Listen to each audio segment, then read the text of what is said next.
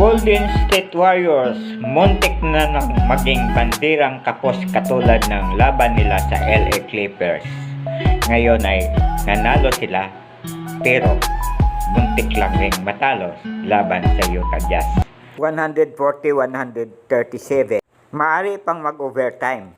Kaya lang nagmintis ang huling 3-point attempt ng Jazz.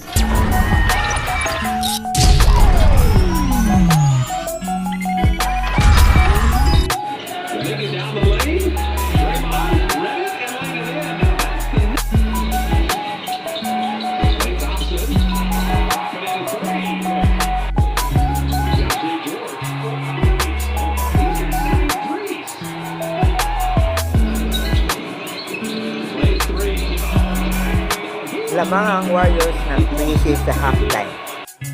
18 points ang lamang nila pagkatapos ng third quarter. Biglang na lang nahabol sa huling 2 minuto at muntik na silang matalo.